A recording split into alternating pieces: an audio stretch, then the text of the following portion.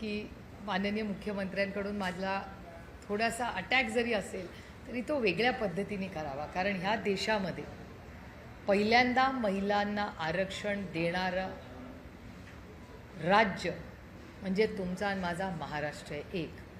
त्यावेळीस माननीय मुख्यमंत्री आदरणीय शरदचंद्र पवार होते. त्यांच्या कॅबिनेटमध्ये आणि त्यावेळीस चर्चेमध्ये अनेक मतभेद झाले, पण आदरणीय पवारसाहेबांनी सगळ्यांची मनधरणी करून सगळ्यांना कन्व्हिन्स करून एक मताने या देशामध्ये महिला आरक्षणाचं बिल आदरणीय पवारसाहेबांनी आणलं आणि इम्प्लिमेंट देखील केलं. मागच्या आठवड्यामध्ये या बऱ्याचशा भारतीय जनता पक्षाच्या त्यांच्या आणि मित्रपक्षाच्या अनेक महिला आपल्या लॉबीमध्ये भेटल्या, कारण का त्या बॅल्कनीमध्ये ही सगळी प्रक्रिया बघायला आल्या होत्या.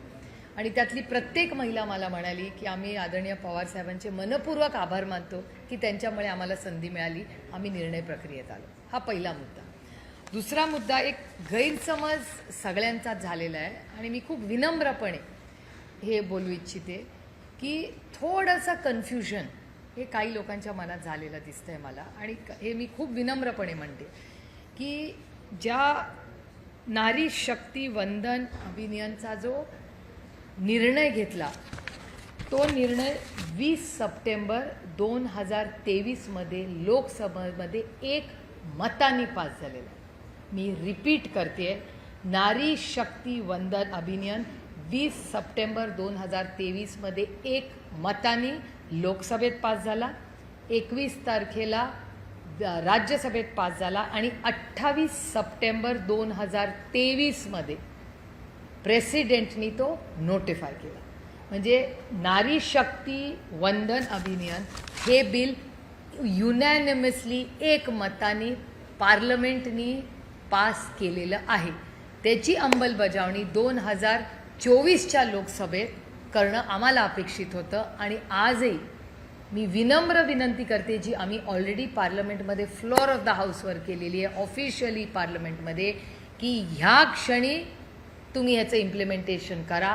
543 मधल्या 33% महिलांना आरक्षण तुम्ही लगेच द्या. आम्ही पूर्ण त्याच्यासाठी तयार आहोत. आमचा आग्रह आहे, आज आणि उद्या नाही, कालच हे करायला पाहिजे होतं. त्याच्यामुळे माननीय मुख्यमंत्र्यांना मला खूप विनम्रपणे विचारायचं आहे की जर 2023 आम्ही बिल पास केलं आहे तर आपण आता 2026 आहोत. 24, 25, 26 अडीच वर्ष झाले हे बिल पास करून. ह्याची अंमलबजावणी आत्ताच्या तत्कालीन भारत सरकारने का नाही केलेली?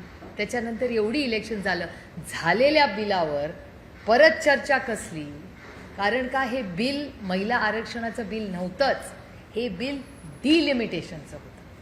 त्यामुळे कॉन्स्टिट्यूशन अमेंडमेंट जे करायचं होतं नारी शक्ती 33%च्या आरक्षणाबद्दल, ते आम्ही 3 वर्षापूर्वीच एक मताने केलं आहे आणि विरोधाचा विषय येतोच कुठे. आणि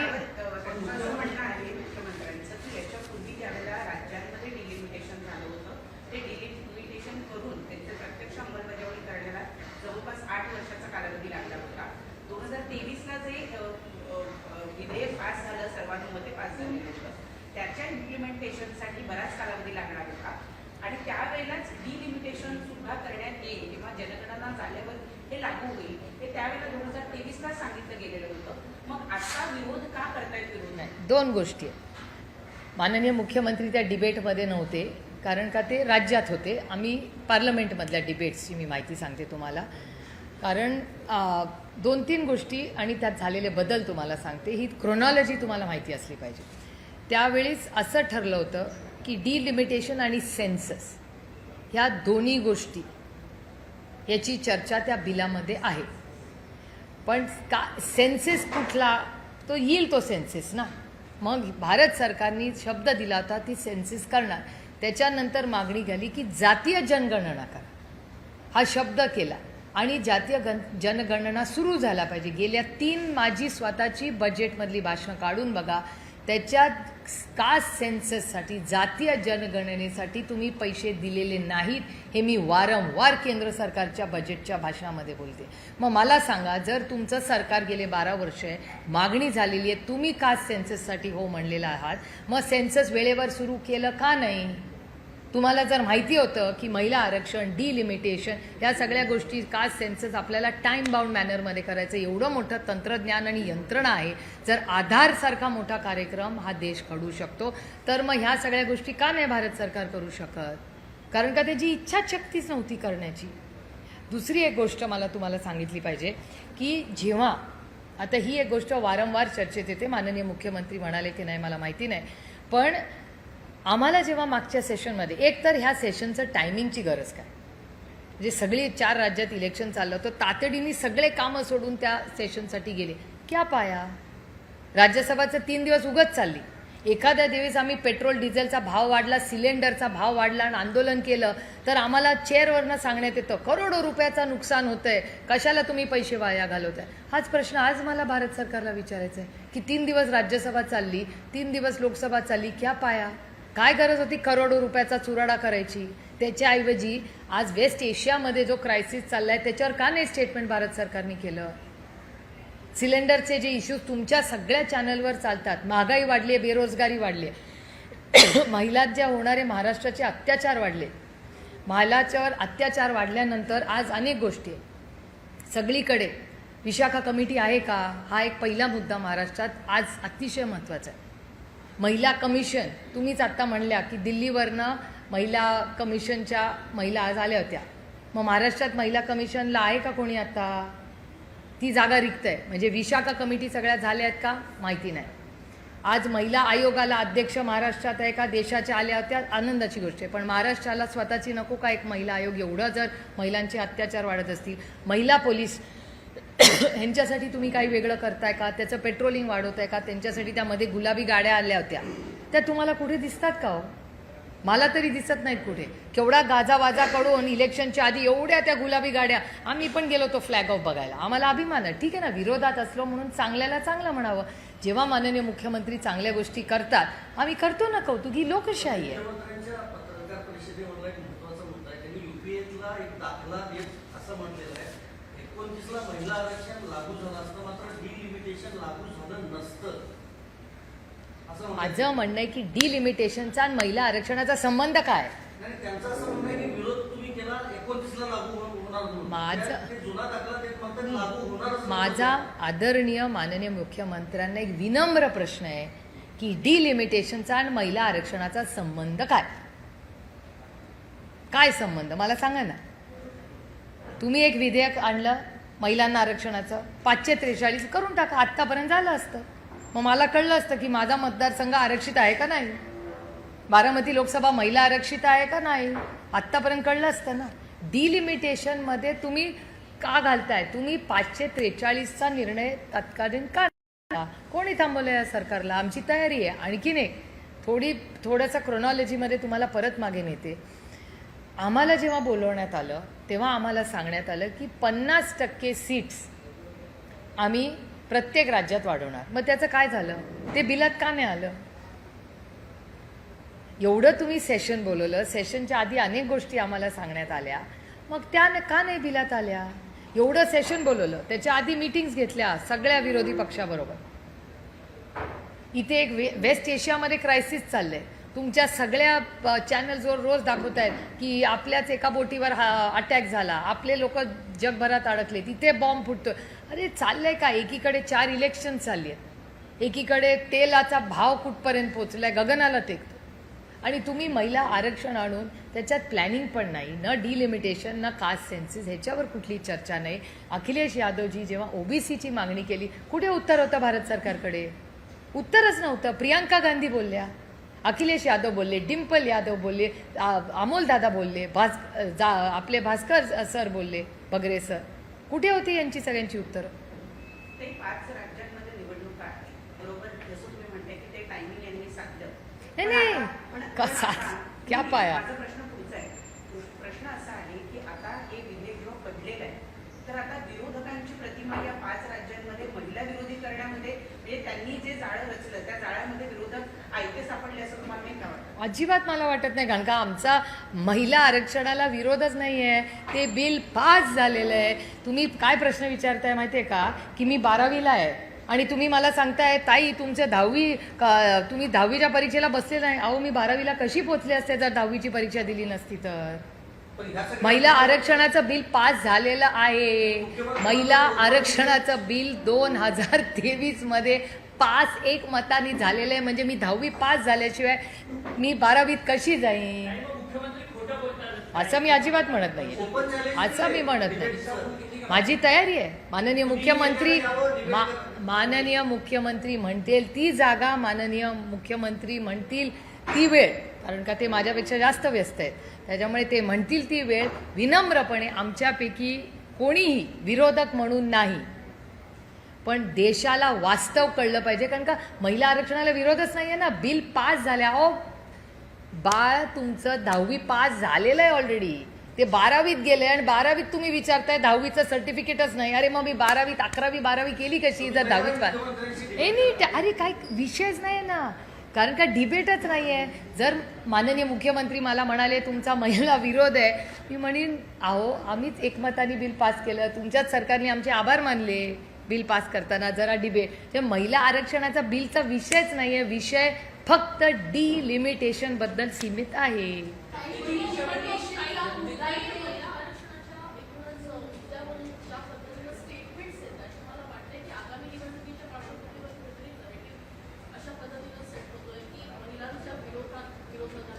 कशी आहे महिला विरोधात सांगा ना मला.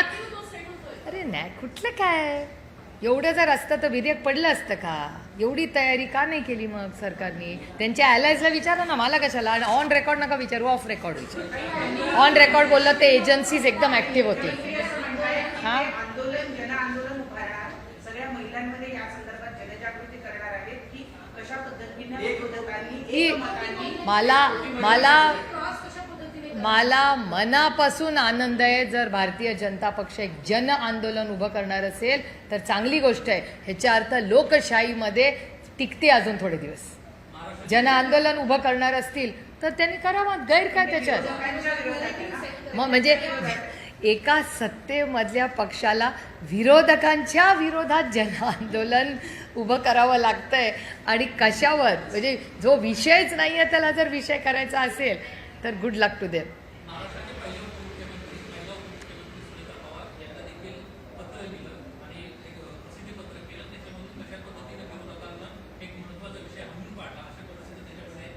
हो ही लोकशाही आहे. प्रत्येकाला काय पण बोलायचा अधिकार आहे. आपण त्या गोष्टीला वास्तवतेपासून दूर असेल तर काय करू शकतो माणूस. म्हणजे मला अजूनही विश्वास बसत नाहीये की जे विधेयक पास झालंय ते मूल 10वी पास झालेलं आहे ऑलरेडी. तुम्ही परत कुठे त्या 10वीच्या परीक्षेला बसवताय. जे पास झाले ते झाले ना. काही डिलिमिटेशनचा जो मुद्दा आहे, जेव्हा तुमचं सरकार होतं महाविकास आघाडीचं, तेव्हा महापालिकेच्या प्रभाग रचनेचा देखील विषय आला होता. तेव्हा भाजपने विरोध केला होता. तुमचं म्हणणं हेच होतं की सेन्सिसच्या आधारे, म्हणजे आता पॉप्युलेशन तर वाढलं आहे तर प्रभाग रचना देखील वाढल्या गेल्या पाहिजे होता. मात्र त्याला भाजपने विरोध केला होता. ज्याने विरोधक होते. आम्हाला भारतीय जनता पक्षाच्या दुटप्पीपणाची सवय झालेली आहे. मी पार्लमेंटमध्ये रोज बघते ते. त्यामुळे मला काही नवीन वाटत नाही. एक दुसरा, तुम्ही हा पुण्याचा विषय काढलाच आहे म्हणून एक सांगते. मला एक सांगा, डिलिमिटेशनबद्दल राष्ट्रवादी काँग्रेस पक्ष, अजित पवार गट यांनी पुण्यामध्ये तुमच्याच चॅनलवर दाखवलेली बातमी आहे की किती विरोध केला होता. दत्ता धनकवडेचं उदाहरण मी तुम्हाला नाव घेऊन देते. दत्ता धनकवडेंच्या वॉर्डमध्ये दत्ता धनकवडेंनी तुमच्या चॅनलवर किती विरोध केला होता डिलिमिटेशनला. पुण्यामध्ये सगळ्यांचं म्हणणं होतं की पाहिजे तसे वॉर्ड ह्यांनी पाहिजे तसे फोडले, त्याला काही नियम कायदा लागू झालेला नाही. सगळे कोर्टात गेले, कुणाला न्याय मिळाला. आणि ही फक्त पुणे म्युन्सिपल कॉर्पोरेशनचं एक उदाहरण मी तुम्हाला देते. अशी राज्यात देशात उदाहरणं आहेत. आणि जर सगळेच लोक विरोधात आहेत, आम्ही चर्चेला बसायला तयार होतो. आजही आमचं म्हणणं आहे आज सेशन बोलवा, आम्ही सगळे कामं सोडून जातो दिल्लीला. 543 मध्ये करून टाका ना अंमलबजावणी. प्रॉब्लेम काय. सभागृहात विरोध झाला. म्हणावं तसं जसं दक्षिणेकडच्या राज्यांनी विरोध केला किंवा स्टॅलिन यांच्यासारख्या नेत्यांनी, तसं महाराष्ट्रामध्ये प्रामुख्यानं तसा विरोध दिसला नाही. सभागृहात झाला नाही त्यांच्याकडे अहो पण त्यांच्याकडे इलेक्शन चालू आहे, माहोलच वेगळा आहे आपलं. आणि आम्हाला माहिती होतं ना डिलिमिटेशन पासच होणार नाही. आणि महिलांचं बिल आम्ही पास केलंय ना. हो पण काही गरजच नव्हती. काही हो का डिलिमिटेशनला गरज नव्हती, कारण का आम्हाला माहिती होतं आम्ही बिल पाडणार आहे. केंद्र सरकार आम्हाला गॅरंटी होती त्याची. तुमच्या सगळ्या दिल्लीच्या पत्रकारांना विचारा, मी किती दिवस त्यांना सांगते बिल पास होणार नाही, विचारा सगळ्यांना. कारण का नंबर्स जुळूनच येत नव्हते. मी 24 तास आधी महाराष्ट्रातल्या सगळ्या महत्त्वाच्या पत्रकारांना सांगितलं होतं की आजपासून 24 तासांनी बघा हे बिल पास होत नाही. आणि त्याला अनेक कारणं आहेत आणि भारतीय जनता पक्षातल्याही वरिष्ठ नेत्यांना ती सगळी माहिती आहे. मला काय त्या तुतू मैमेत पडायचं नाही आता, कारण का विषय माझ्यासाठी खूप महत्त्वाचा आहे. मी महिला आरक्षण विरोधकांचे हत्यारे आहात असं वाक्य मुख्यमंत्र्यांनी वापरलं. काय? विरोधक हे महिला आरक्षण विधेयकाचे हत्यारे आहेत. त्यांनी सत्तर कोटी हा आदरणीय माननीय प्रधानमंत्र्यांचा शब्द आहे.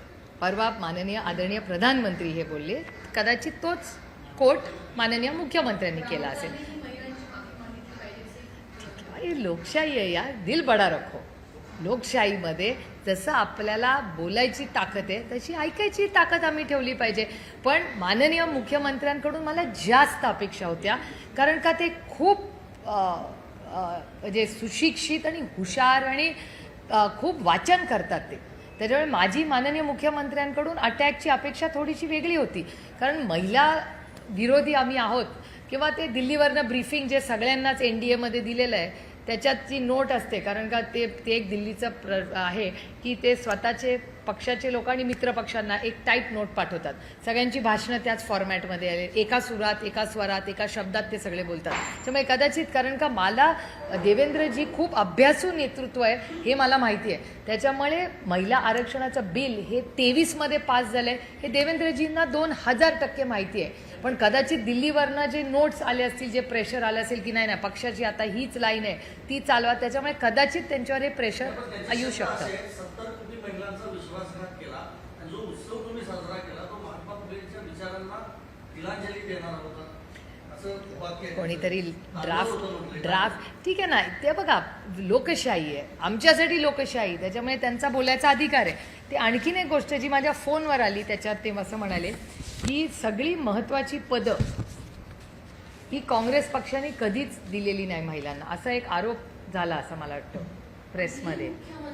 नाही, मी एक लिस्ट तुम्हाला वाचून दाखवते ना. या देशाची पहिली प्रधानमंत्री, prime minister of India Indira Gandhi, महिला. पहिली president of India Mrs Pratibha Patil, Indian National Congress. परत सांगते, prime minister of India first Indira Gandhi, Indian National Congress. President of India first प्रतिभाताई Patil, Indian National Congress. Lok Sabha speaker पहिली Mrs Meira Kumar, Indian National Congress. पहिली महिला मुख्यमंत्री, Indian National Congress, Sucheta Kripalani. पहिली गव्हर्नर महिला, Sarojini Naidu, Indian National Congress. त्याच्यानंतर senior Congress first president of UN general assembly, Indian National Congress, Vijaya Lakshmi Pandit. Prominent role in quit India movement, Aruna Asaf Ali, महिला. थांबा, त्याच्यात अजून एक माहिती देते. First women's president, Indian National Congress, Annie Besant. First Indian woman president, Sarojini Naidu. First woman president after Indian independence, महिला, Indira Gandhi, Indian National Congress. Longest serving महिला president एका पक्षाची, इंडियन नॅशनल काँग्रेस, सोनिया गांधीजी. अजून महिलांची नावं पाहिजे.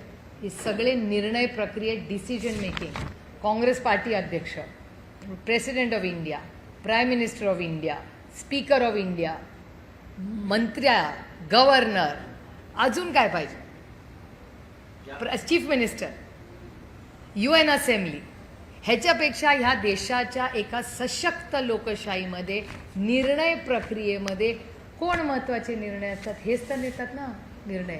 या सगळ्या महिला, कुठलं तेव्हा आरक्षणही नव्हतं, या ओपन कॅटेगरीमध्ये इंडियन नॅशनल काँग्रेसने या सगळ्या महिलांना मोठ्या जबाबदाऱ्या, पदं आणि यशस्वीपणे भारताची सेवा या सगळ्या महिलांनी केलेली आहे. मला अभिमान वाटतो तुम्हाला. आत्ता आपण युद्धात आहोत, जग युद्धात आहे.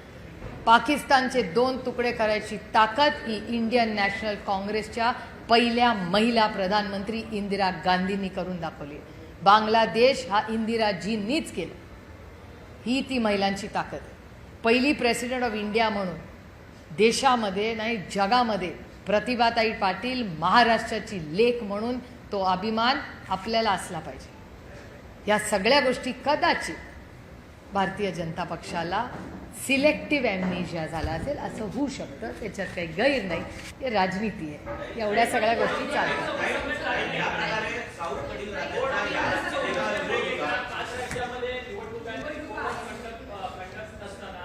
प्रधानमंत्री भाषण देतात आहेत सगळीकडे या सगळ्या संदर्भात पत्रकार परिषदा होतात. हो ठीक आहे ना, त्यांनी यंत्रणा चालवली आहे दिल्लीवरनं, सगळ्यांना सांगितलंय करा. ठीक आहे ना, what is wrong with it? लोकशाहीमध्ये थोडंसं आंदोलन वगैरे. आणि मला आनंद एका गोष्टीचा वाटतोय. हां, आणखीन एक माननीय मुख्यमंत्री म्हणले, ते म्हणजे माझ्या फोनवरचं मी सांगते, जे काय पार्ट्समध्ये मी पूर्ण नाही त्यांचं बघितलं, पण 2-4 महत्त्वाचे मुद्दे जे ऐकलेले हे तर हे महिला प्रक्रिया, मी त्याला डिटेल त्याचं उत्तर तुम्हाला दिलेलं आहे आणि फॅक्च्युअल. माननीय मुख्यमंत्री असं म्हणाले की पक्षामध्ये 33%, आता जर एवढंच भारतीय जनता पक्षाला महिलांच्या ना न्याय द्यायचा आहे तर 50% सीट त्यांनी भारतीय जनता पक्षाला पुढच्या लोकसभेत 50% द्या, 33 कशाला, 50% सीट द्यावा. त्याच्यावर माननीय मुख्यमंत्री असं म्हणाले की असं करणं शक्य नाही आहे, कारण तृणमूल काँग्रेस करू शकते, ममता बॅनर्जी करू शकतात, तर भारतीय जनता पक्ष पण करू शकते ना. कळला हा विषय? कळला ना तुम्हाला? 33% आरक्षण आम्हाला उगाच नाही म्हणण्यापेक्षा पार्टी विदिन पार्टी द्या तुम्ही. एवढं त्यांचं आंदोलन वगैरे करायचं आहे तर त्याच्यावर माननीय मुख्यमंत्री असं त्यांच्या प्रेस कॉन्फरन्स म्हणले की विरोधात दुसरं कोणी असेल तर अडचण काय फरक पडतो, एकदा आपण एक मोठा सोशल चेंज करायचा निर्णय, जो होगा सो होगा, सत्ता गेली तरी चालेल, पण आम्ही आमच्या भारतातल्या महिलांना संधी देणार, कम वॉट मे. काय हरकत आहे ती लाईन घ्यायला? सगळ्याच पक्षांनी घ्यावी, माझं काय म्हणणं नाही. मागणी करायला आम्ही 33% आरक्षण महिलांसाठी ऑलरेडी पास केलेलं आहे. त्याची आम्ही सत्तेत असतो तर आतापर्यंत अंमलबजावणी करून आम्ही कामाला लागलो असतो. कुठल्या सिच्युएशनमध्ये सगळ्या विरोधकांचं एकमत होईल आणि महिला आरक्षण हे 2029 ला लागू होईल? आमचं काय पॅरामीटर असतील असं तुमचं म्हणणं आहे? आमचं ऑलरेडी एकमत आहे. आम्ही 2023 मध्ये बिल पास केलेलं आहे. मी पुन्हा सांगते, प्लीज कन्फ्यूज होऊ नका. सिंपल आहे. मूल 12वीत आहे, तुम्ही 10वी पास झालं का नाही प्रश्न विचारताय. 10वी पास झाल्याशिवाय मूल 12वीत जाणार कसं? तसंच 2023 मध्ये आम्ही महिला आरक्षण बिल एक मताने आम्ही सगळ्यांनी हे पास केलेलं आहे. अंमलबजावणी करायचा अधिकार हा सरकार आणि इलेक्शन कमिशनचा असतो. त्यांनी तो तातडीने करावा. आम्ही त्या दिवशीही विनंती केली होती, आज नोटिफाय करून 543 मध्ये करून टाका. It's already done. का सरकार निर्णय घेत नाही मला कळत नाहीये. तो ball is not in our court, ball is in government's court. त्याच्यामुळे जेव्हा हे आंदोलन करताय, मला ते आंदोलन महिलांच्या बाजूनी नाहीये, ते डिलिमिटेशनमध्ये सीट वाढवत नाहीये. त्याच्यात त्यांचं 2/3 झालं तर मग ते संविधान बदलू शकतील. अब की बार 400 बार बदलेंगे संविधान. हे त्याच्या मागचं मोठं षडयंत्र आहे. त्या सीट्स वाढवण्याच्या मागचं हे षडयंत्र आहे. ह्याच्यात आमच्या बिचाऱ्या कष्ट करणाऱ्या मेरिटवर असणाऱ्या महिला आरक्षणाच्या बिलचा काही संबंध नाही, कारण का ते बिल ऑलरेडी पास झालेलं आहे.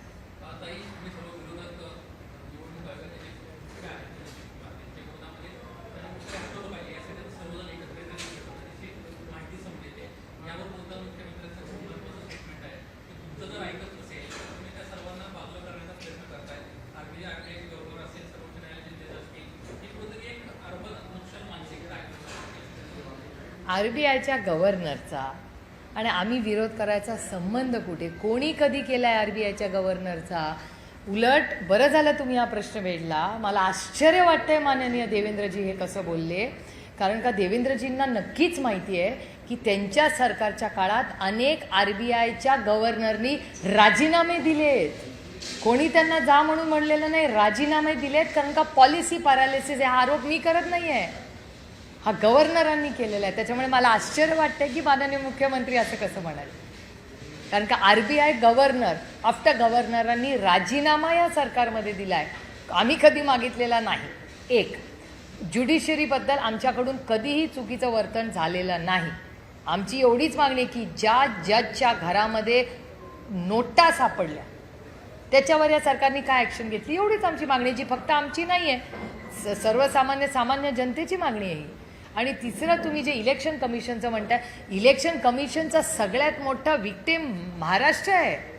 ज्या पद्धतीने 2 पक्ष फोडले, कागदपत्र आमच्या बाजूनी असताना, अहो बाळासाहेब ठाकरे हयात असताना ज्या पक्षाची स्थापना त्यांनी केली, हयात असताना माझ्यानंतर हा पक्ष उद्धव बाळासाहेब ठाकरे बसणार हे त्यांनी सांगितलेलं असताना, उद्धवजींना त्या पदावर बसून बाळासाहेब जायच्या आधी हा निर्णय झालेला असताना, ज्या पद्धतीने जो पक्ष उद्धवजींकडून काढून घेतला, ती केस मी पाहिली ना. आणि आमचंच बघा ना, आदरणीय पवारसाहेब स्वतः संस्थापक आहेत, सगळे कागदपत्र आमच्या बाजूने आहेत.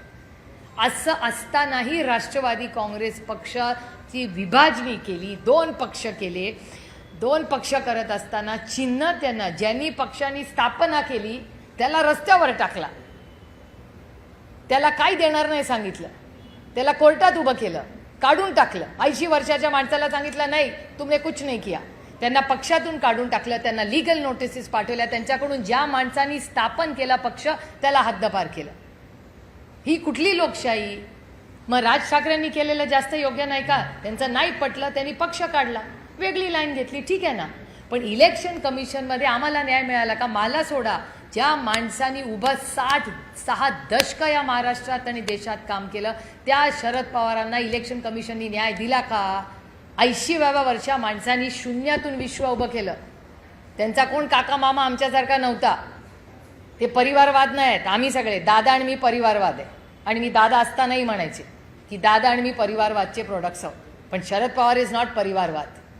शरद पवारांनी शून्यातून विश्व उभं केलं आणि शून्यातून विश्व उभं केलं आणि त्याच 80 वर्षाच्या योद्ध्याला यांनी पक्षातून काढलं, नोटिसेस पाठवल्या. का नाही आम्ही इलेक्शन कमिशनचा विरोध करणार? आम्हाला न्यायच नाही मिळाला. कारण आम्ही कोर्टात, आजही आमची केस चालली आहे. आमची कुठली व्यक्तीबरोबर लढाई नाही आहे. आज आमच्याकडून पक्ष काढला, उद्या त्यांच्याकडून काढतील. हा अन्याय आमच्यावर झाला तर कुणावर होऊ नये तेवढ्यासाठीच सीमित आमची लढाई.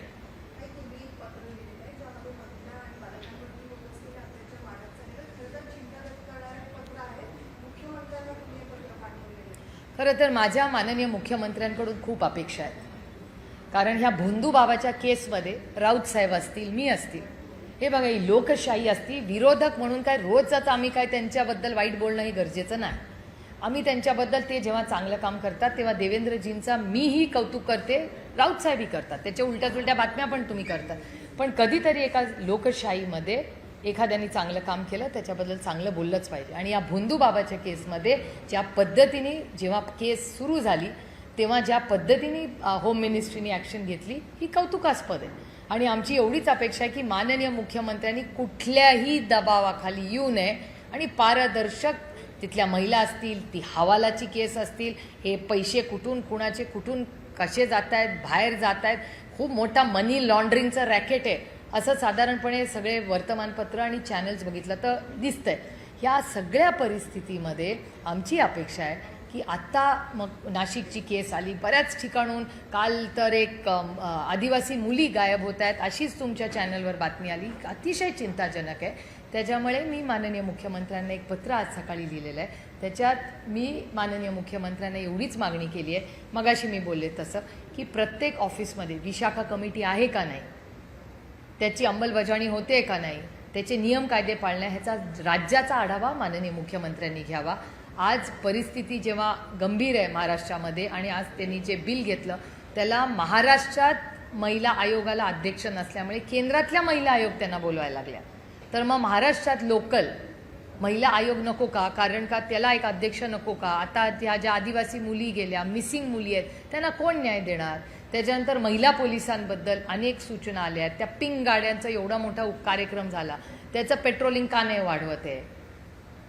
मग प्रत्येक पोलीस स्टेशनमध्ये प्रत्येक महिलेला आधार वाटला पाहिजे जाताना की मी पोलीस स्टेशनला गेले, माझ्यावर अन्याय झालाय, मला न्याय मिळेल. ह्याच्यासाठी आम्ही करू ना मदत महाराष्ट्र सरकारला. अनेक NGOs आहेत, आम्ही सगळ्यात विरोधात असलं तरी कॉमन मिनिमम प्रोग्रॅम जर काढला. आता कुपोषणासारखा विषय, कुपोषणात काय आमचं वेगळं मत असणार आहे का मुख्यमंत्र्यांपेक्षा? का नाही काही गोष्टींवर आपण एकत्र महाराष्ट्राच्या हितासाठी काम करायचं? त्यांनी हाक दिली तर आम्ही देऊ ना.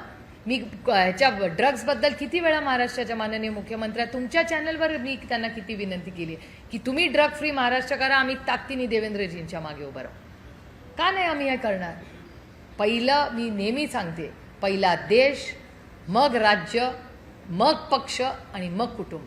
त्याच्यामुळे देशासाठी, राज्यासाठी आणि पक्षासाठी आम्ही ताकदीने या ऑर्डरमध्ये काम करू. आणि ऑपरेशन सिंदूरमध्ये जेव्हा हल्ला झाला पेहलगाममध्ये, ऑपरेशन सिंदूरला सगळ्यात ताकद पहिली राष्ट्रवादी काँग्रेस पक्ष आणि आदरणीय पवार साहेबांचं स्टेटमेंट होतं की आम्ही देशाबरोबर आहोत.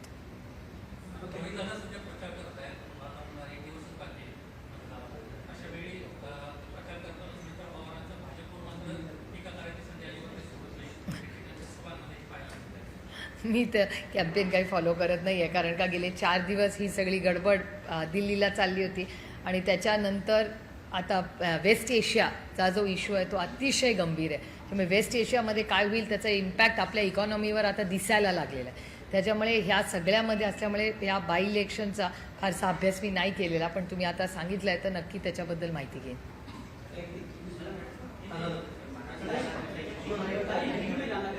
सरकार से महाराष्ट्र के मुख्यमंत्री देवेंद्र फडणवीस हो, देश के प्रधानमंत्री नरेंद्र मोदी लगातार विपक्ष को लेकर बुलावा दे रहे हैं कि विपक्ष कहीं ना कहीं महिला आरक्षण को लेकर लोगों को क्या करना, आपको महिला मंत्री कह रहे हैं. मुझे आश्चर्य लगा क्योंकि महाराष्ट्र के मुख्यमंत्री जी बहुत विद्वान हैं और उनका अनुभव भी बहुत ज़्यादा है. तो मुझे आश्चर्य लगा उनका स्टेटमेंट देख के, क्योंकि महिला विधेयक ये 2023 में पास हो चुका है, उसको सिर्फ इम्प्लीमेंट करना है. ये बिल महिलाओं का नहीं था, ये डिलिमिटेशन का था, क्योंकि महिला आरक्षण का बिल 2023 में पास हो चुका है. वो 24 में भी कर सकते थे आरक्षण, आज भी कर सकते, किसने रोका है?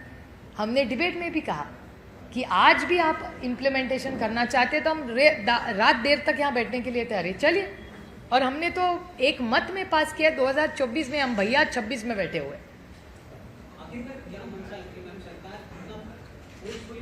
इसका जवाब सरकार को ही पूछना पड़ेगा. नहीं, ओवरऑल उन्होंने जो वायदे हमें पहले किए थे, पिछला जो सेशन हुआ उसमें जो बात हुई थी महिला आरक्षण के बारे में या सीट बढ़ाने के बारे में, वो कुछ बिल में था ही नहीं. तो सरकार कह कुछ रही थी और बिल में कुछ और ही लाया उन्होंने. तो ऐसे कैसे चलेगा? ये देश संविधान से चलता है, किसी के मन मर्जी से नहीं चलता. सर, मुख्यमंत्री लगातार ये लॉजिक दे रहे हैं कि अगर 2023 का बिल लागू किया गया तो 2029 तक सेंसस पूरा नहीं होगा, और इसी कारण 2011 के सेंसस के अनुसार वो बिल अमेंड करना चाह रहे हैं, जिसके विरोध में विपक्ष है. विपक्ष हत्या कर रहा है महिला सहभाग की लोकतंत्र की. देखिए, वो हमारे विरोधक है, उनको तो ये कहना ही पड़ेगा ना. बेचारे मुख्यमंत्री जी क्या कर सकते हैं? वो ये सब दिल्ली में हुआ है, उनको शायद मुख्यमंत्रियों को शायद बताया भी नहीं गया होगा कि दिल्ली में क्या हुआ. उनको शायद पहले बताया नहीं होगा कि डिलिमिटेशन का बिल उसमें डाल रहे, क्योंकि हमें तो नहीं बोला था, क्योंकि हमने तो बिल पास कर चुके. हमने 23 में बिल पास कर चुके. तो इम्प्लीमेंटेशन आज नहीं कल भी कर सकती है सरकार, पहले भी कर सकती थी, 24 में भी कर सकती थी, करना चाहती थी तो क्यों नहीं किया भारत सरकार ने? सेंसस की प्रक्रिया में किसने रोका है? बजट में क्यों नहीं दिया उन्होंने पहले? और प्रक्रिया में हमने कास्ट सेंसस भी मांगा है, तो इतने दिनों से क्या कर रही है फिर भारत सरकार? क्यों नहीं कास्ट सेंसस किया? बजट देखिए आपने 3 साल में कितना कम बजट सेंसस में. अगर ये सरकार कास्ट सेंसस सीरियसली करना चाहती थी, जातीय गणना करना चाहती थी, तो पहले क्यों नहीं किया? इतना डिले क्यों है? नॉर्थ साउथ डिवाइड की जो आरोप हो रहे हैं उस पर उन्होंने कहा कि साउथ के स्टेट्स अगर देखें तो डिलिमिटेशन के बाद मार्जिनल बढ़ोतरी हो रही है वहाँ के कॉन्स्टिट्यूएंसीज में, तो ये भी आरोप खारिज हो जाता है. नंबर क्या है उसका? कोई हमें समझाए कि क्या बेसिस पे सीट बढ़ेंगे? उसका फॉर्मूला क्या है? 50% पर मैडम आप कह रही है, 50% का बिल में क्यों नहीं है? फिर बिल में क्यों नहीं भारत सरकार ने डाला? अगर उन्होंने ये लाया है और 50% का प्रस्ताव है तो वो बिल में क्यों नहीं लिखित दिया? आप इसी के लिए हाउस बुलाए ना 3 दिन, तो फिर लिखित में क्यों नहीं दिया भारत सरकार ने? बताइए आप मुझे. देवेंद्र फडणवीस कह रहे हैं अगर ऑल्टरनेट झूठों का ऑल्टरनेट होता है तो सबसे ज्यादा मैटर कितने काम राहुल गांधी 3 महीने, क्योंकि सबसे ज्यादा झूठ राहुल गांधी और विपक्ष लगातार कह रहे हैं. सबसे ईमानदार होने का कोई अगर बिल किसी को ओलंपिक में जीता जाए ना तो वो राहुल गांधी का, और ऐसा जो डरता नहीं है ना वो सबसे बड़े राहुल गांधी है इस देश में. किसी को अच्छा लगे या ना कि एक चीज़ है कि वो डरते नहीं है किसी से.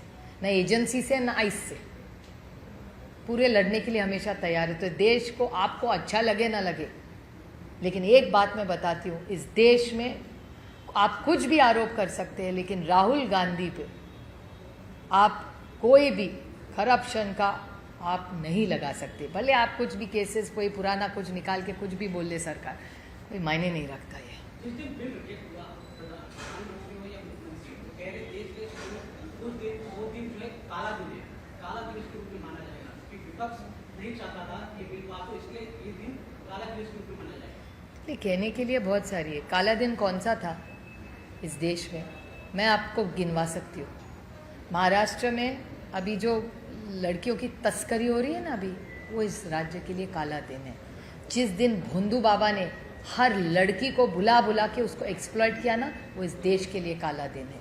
जिन्होंने उनके गंदे पैसे हवाला में परदेश में भेजे ना, वो इस राज्य के लिए काला दिन है। इसके बारे में कभी किसी ने सोचा है?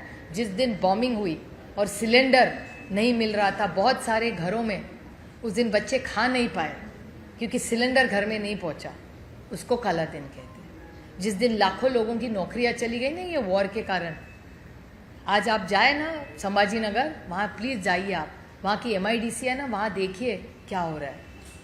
जिस दिन दिल्ली में गुड़गांव में आप ही के चैनल ने दिखाया ना, वहाँ एक बड़ा आंदोलन खड़ा हो रहा था ना, वो इस देश के लिए काला दिन है। जिस दिन 1 साल किसान दिल्ली में बैठे रहे, वो इस देश के लिए काला दिन नहीं, महीना नहीं, साल रहा है।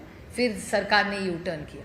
ये सब काले दिन है इस देश के, क्योंकि भूल गई है ये सरकार कि हमने महिला आरक्षण का बिल पास कर चुके हैं। मुझे आश्चर्य लग रहा है कि इतने विद्वान हमारे माननीय मुख्यमंत्री है, बहुत पढ़ते हैं, उनको भी अंतरात्मा में पता है कि ये बिल पास हो चुका है, पर बेचारे करे क्या? दिल्ली से इतना प्रेशर होगा कि ऐसा ही सबको बोलना है, एक आवाज़ में बेचारे सब बोल रहे हैं। सबको अंतर में पता है, अंतर मन में उनको पता है ये बिल पास कर सका, इसका इम्प्लीमेंटेशन हो सकता है, सरकार नहीं करना चाहती। एक्चुअली मुझे बोले तो भारतीय जनता पार्टी ही महिला खिलाफ है। वहीं कल से बीजेपी और महायुति के सभी सहयोगी दल सड़क पर उतरकर राज्यव्यापी आंदोलन करने वाले विपक्ष के खिलाफ, क्योंकि ये बिल लागू नहीं किया गया, तो क्या विपक्ष भी किसी तरह का आंदोलन करेगा? नहीं, करने की क्या जरूरत है? जो इम्प्लीमेंट हो गया, मुझे आश्चर्य लग रहा है कि किस बारे का आंदोलन है ये। आंदोलन मैं तो पहली बार ही देखा है कि सत्ता पक्ष विपक्ष के खिलाफ आंदोलन कर रहा है। एक सशक्त लोकतंत्र में ये भी हो सकता है, अच्छी बात है, करे, क्यों ना करे। पर मुझे सिर्फ बड़ी विनम्रता से उनको कहना है कि महिला आरक्षण का बिल 2023 में पास हो चुका है। आपका बच्चा 10वीं पास हो चुका है, वो अब 12वीं में पहुंच गया है, और आप 12वीं में बच्चा बैठ रहा है, पढ़ रहा है 12वीं का अभ्यास, और आप पूछ रहे 10वीं का आपका रिजल्ट दिखाइए। बच्चा जाएगा कैसा 12वीं में जब 10वीं पास ही नहीं हुआ होगा? तो मुझे आश्चर्य लग रहा है कि भारत सरकार, ये लाइन कैसे लग रही है, क्योंकि प्लीज रीड माई लिप्स। नारी क्या बोलते हैं वो बिल को ये लोग, महिला आरक्षण का बिल का, नारी शक्ति वंदन अभियान बिल 20 सितंबर 2023 में एक मत से पार्लियामेंट में, लोकसभा में पास हो चुका है।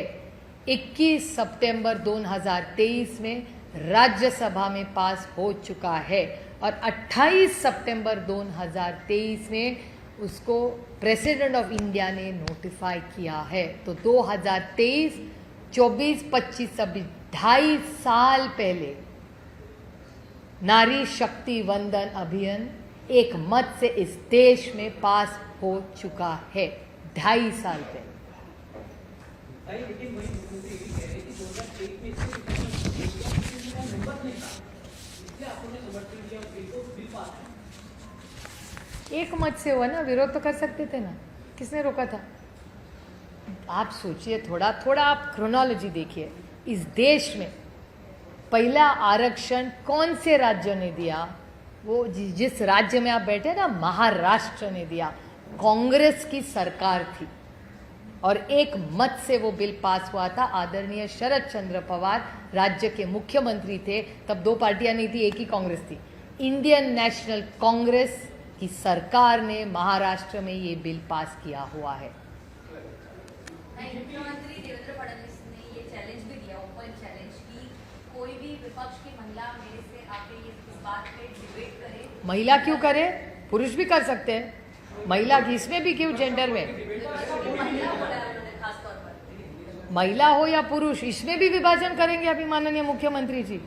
हमारे पार्टी के सब पुरुष को भी चाहते हैं कि महिला आरक्षण मिले, बट अगर मैं बड़ी विनम्रता से कहना चाहती हूँ कि माननीय मुख्यमंत्री जी वो मेरे से ज़्यादा व्यस्त है, वो जहाँ कहेंगे मैं खुद पहुँच जाऊँगी और एक अच्छी चर्चा हो सकती है जहाँ उनकी अगर कुछ गलतफहमियाँ हो भारत सरकार की के बारे में, तो मैं बड़ी विनम्रता से फैक्चुअल पोजीशन जो हुई है, जो पार्लियामेंट में हुआ है, जो भारतीय जनता पार्टी से मेरी भी बात हुई है, हमें क्या कहा गया, हमें क्या कहा गया और बिल में क्या आया, मैं बड़ी विनम्रता से दिल्ली की सारी बात माननीय मुख्यमंत्री से बड़ी विनम्रता से मैं उनको कभी भी कह सकती हूँ जब उनको टाइम हो। मैम, आपने महाराष्ट्र के मुख्यमंत्री को पत्र लिखा है, पत्र किस विषय को लेकर, क्या आपने अपना मांग की? नहीं, मैंने माननीय मुख्यमंत्री जी को एक पत्र लिखा क्योंकि कल रात को और आज सुबह के सारे वर्तमान पत्रों में और चैनल्स पे एक न्यूज़ आ रही है कि महाराष्ट्र में बहुत सारे एरियाज़ हैं वहाँ मिसिंग लड़कियां हैं और ऊपर से एक बहुत दर्दनाक कहानी है कि ट्राइबल बच्चियां बहुत दिनों से मिसिंग हो रही है। तो वो किडनैपिंग हो रहा है कि क्या हो रहा है, इस मामले में मेरे ख्याल से जो 3-4 हफ्तों से महाराष्ट्र में महिला की सुरक्षितता के बारे में बहुत सारी गलत जो होना नहीं चाहिए ऐसी चीज़ें आ रही है। तो मेरी उनसे गुजारिश है कि 3-4 चीज़ें माननीय मुख्यमंत्री जी को हमारी सबकी विनती है कि राजनीति तो चलती रहेगी, राजनीति की बात नहीं है, लेकिन पहले विशाखा कमेटी सारी उसका एक पूरा एक महाराष्ट्र के मुख्यमंत्री ने सबको आदेश देना चाहिए कि हर ऑफिस में भले वो सरकारी हो या प्राइवेट हो विशाखा कमेटी होनी चाहिए, उसका इम्प्लीमेंटेशन होना चाहिए और उसको स्ट्रेंथन करना चाहिए। तो मुख्यमंत्री जी अगर हर कलेक्टर्स को टारगेट दे तो ये काम 2-4 दिन में हो सकता है। एक दूसरा, आप माननीय मुख्यमंत्री जी की जो प्रेस कॉन्फ्रेंस थी वहाँ देश की महिला आयोग की अध्यक्ष आई थी, शायद कारण होगा कि महाराष्ट्र में आज महिला अध्यक्ष नहीं है कमीशन,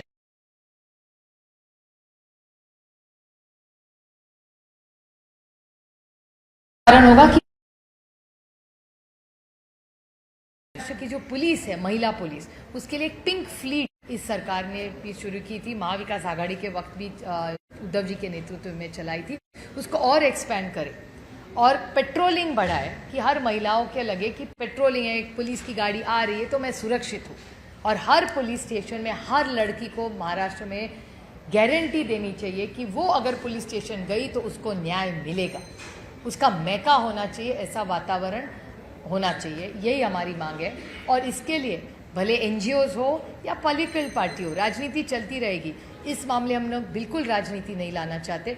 अगर माननीय मुख्यमंत्री और उनकी सरकार को जो भी मदद हम कर सके, हम भी पूरी ताकत से उनके साथ खड़े रहेंगे, लेकिन महाराष्ट्र की हर व्यक्ति को सुरक्षित लगना ये सरकार की जिम्मेदारी है। मैम, पश्चिम बंगाल की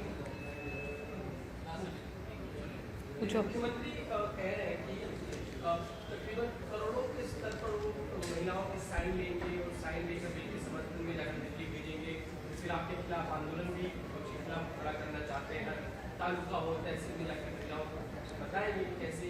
एक सशक्त लोकतंत्र है भाई, हर एक को क्या इस तरीके से जाके लोगों को समझाने की जरूरत पड़ेगी? कोई ऐसा है कि जो चीज़ हो चुकी है, मुझे आश्चर्य लग रहा है कि जो बिल 2023 में अगर ये लोगों के लिए पास जाएंगे तो लोग भी कहेंगे कि भैया ये तो 23 में पास हो चुका बिल है, पुरानी चीज़ें कुछ नया बताइए, महंगाई कम करिए, बेरोजगारी कम करिए, हमारा सिलेंडर का भाव बढ़ रहा है उसको कम करिए।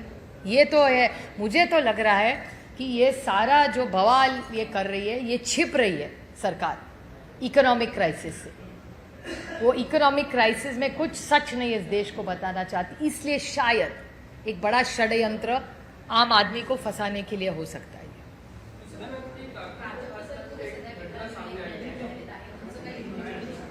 नाही, माझा अनेक दिवस मी प्राजक्ता तनपुरेंशी अनेक वेळा बोललेले आहे, त्यांच्याशी माझं मागच्या आठवड्यातही बोलणं झालं होतं, तेव्हा त्यांनी मला असं सांगितलं होतं की ते इलेक्शन आत्ता लढू इच्छित नाही आणि कार्यकर्त्यांचं त्यांचं काही चर्चा झाली तर आत्ता मी लढणार नाही असं त्यांनी मला सांगितलं होतं। आणि पुढे आपण एकत्र काम करत राहू असं प्राजक्त तनपुरे स्वतःच मला म्हणलेले आहेत आणि मागच्याच आठवड्याची गोष्ट आहे. त्याच्यानंतर मी 4-5 दिवस दिल्लीला त्या कामात होते. त्याच्यामुळे बाकी माझ्याकडे काही नाही. मला माहितीप्रमाणे प्राजक्त तनपुरे विधानसभा यावेळी लढणार नाहीत आणि ते कुठेतरी त्यांच्या फॅमिलीवर सुट्टीला जाणार होते मध्ये 4 दिवस. तर ते काहीतरी त्यांच्या घरात ते प्लॅन होता असं माझ्या कानाला आलं.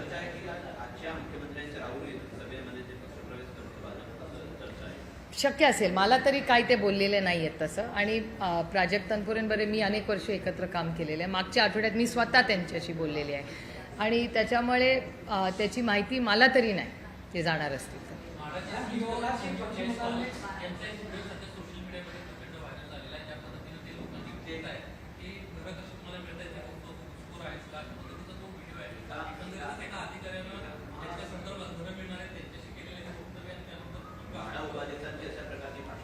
मला असं वाटतं हा प्रश्न तुम्ही मला विचारायची अर्ध्या तासापूर्वी माननीय मुख्यमंत्र्यांना विचारायला पाहिजे होता. जेव्हा माननीय मुख्यमंत्री 2023च्या गोष्टी तुम्हाला सांगत होते, हा प्रश्न त्यांच्या टीमचा माणूस आहे, त्यांनी याचं उत्तर द्यायला पाहिजे. कारण का हे माननीय मुख्यमंत्र्यांनी, त्यामुळे तुम्ही मला जो प्रश्न विचारला आहे तो मी तुमच्या माध्यमातून माननीय मुख्यमंत्र्यांना विनम्र विनंती करते की असं हे व्हिडिओ एक व्हायरल आलेला आहे, तर तुम्ही त्याचं कृपा करून स्पष्टीकरण द्यावं.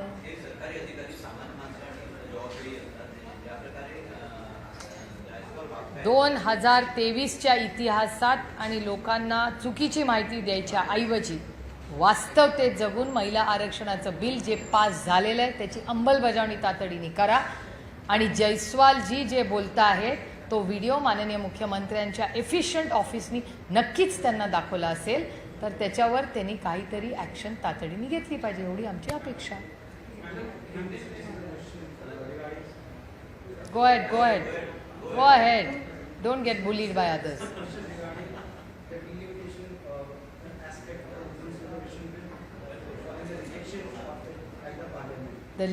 The women's bill has nothing to do with the delimitation. These are two separate issues. We have already passed the Mahila Arakshan bill in 2023. It is already passed by Government of India, by the Parliament of India, which is the supreme authority in a democracy. So that bill is already passed. So where's the question? Government can say what they want. What is factual? In a democracy, everybody has a right. It will be interesting to watch a government of time protesting against opposition. This is an interesting. This makes us feel good about our vibrant democracy. Government should, with full humility, accept that they didn't have the numbers to push a delimitation bill, which they have failed, and they have not kept their word.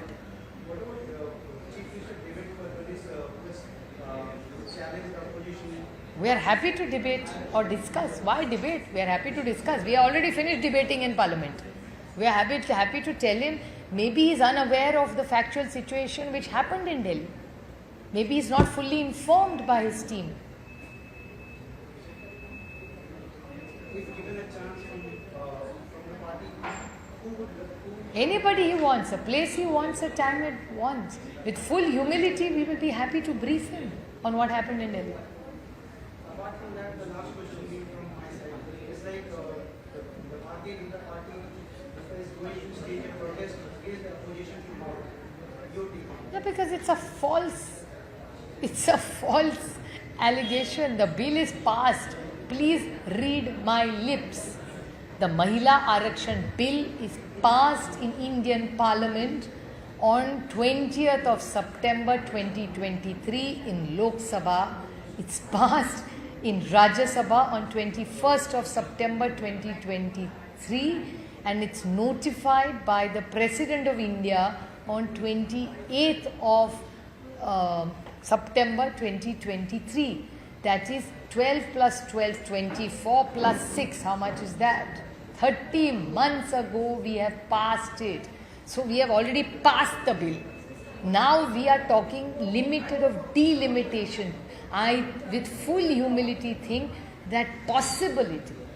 Bharatiya Janata Party is a very intelligent party. I am so surprised that they are confused between Mahila Arakshan and delimitation. I have written a letter to the Honorable Chief Minister because crime against women has gone up and it's very, very alarming.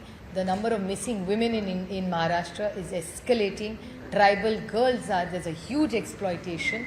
So I think it's very alarming and the Chief Minister of Maharashtra needs to step in.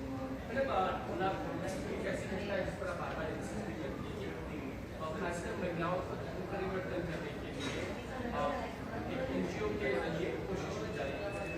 प्रमुख है रियाज गाजी को police ने गिरफ्तार भी KIA जा रहा है। लेकिन हम बार बार देखते हैं नासिक की घटना हुई उसके बाद नागपुर में ये घटना सामने आ रही है। कोई एनजीओ प्रमुख है और महिलाओं को आंदोलन करने की कोशिश कर रहा है, जबरदस्ती कर रहा है। किसी महिला के साथ कोई भी जबरदस्ती होगी, किसी महिला के साथ कहीं भी, तो government has to step in. ये देश किसी के मनमानी से नहीं होता, कायदे से और भारत रत्न डॉक्टर बाबा साहेब अम्बेडकर के संविधान से चलता है। तो मेरे ख्याल से अगर कोई भी गलत काम कहीं भी राज्य या देश में हो रहा हो तो सरकार ने संविधान की चौखट में रह के उस महिला को न्याय देना चाहिए। Okay, thank you.